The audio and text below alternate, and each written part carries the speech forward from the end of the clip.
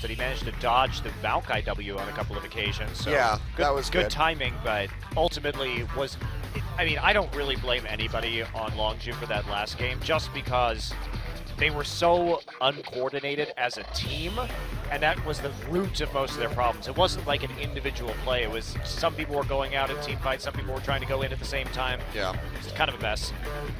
It was very sloppy, so we'll see if this rotated out roster, a full 5-man flip from Longzhu, is going to pay off. I have my doubts just on how Longzhu's been doing in the recent past. Also, Zeus has not really turned in a good performance yet from the support role. I think Pure is clearly the better support player. I'd have to agree with you, but I don't know. We'll have to see. This is time for these new members of Longzhu are coming into the second game to make a statement for themselves and maybe establish a starting roster for Longzhu that they can actually stick with.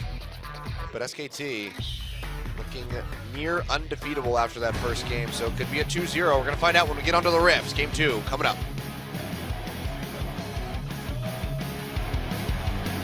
Mother Nature, everybody wants to rule the world.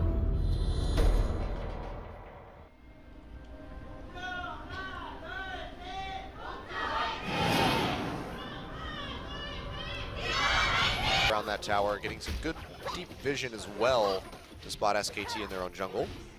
But again, almost perfect. One minion still standing there for Duke, so won't get the best bounce spot possible. But this is going to be Longzhu taking that tower and going straight over to the Dragon. SKT going to trade out for the Rift Herald.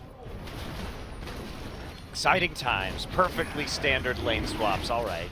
Where's it going to change? Where's the breaking point, Achilles? I'm not sure. We'll have to find out. It could be the impact of Blank from the jungle, who's, interestingly enough, going for the Tracker's Knife and not the Skirmisher's Blade on Kindred.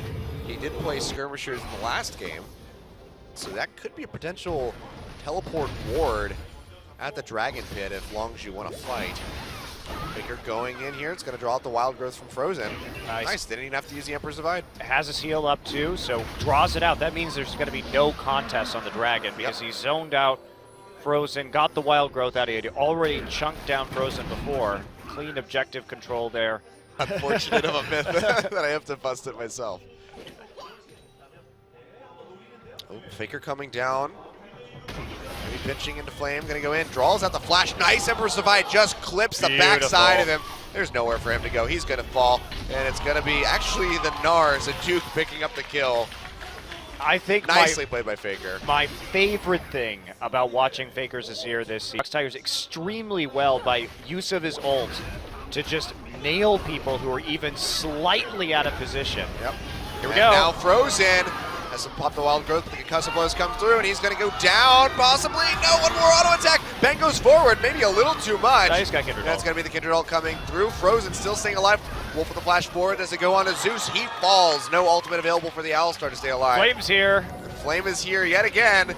Maybe where he does not want to be. Duke does Actually, not. Chaser's pitching from the top Duke side. has TP. Chaser is half HP. The calling comes across. Nice unbreakable by Wolf. TP coming in from Duke as well. That's going to be Fury getting a kill onto Wolf. But Bang fires back and takes down Flame. Chaser on the run. Blank dashing forward, finishes him off. The collateral damage just going to tickle him. And that is going to be several kills picked up for SKT. 4-1 on the board. This is what you do. But just like that, SKT zoned him off of the Dragon. They're going to be able to take this. I don't think Longzhu is going to want to try to engage off the backside of this, so they're just going to hightail it back into the mid lane. I would not.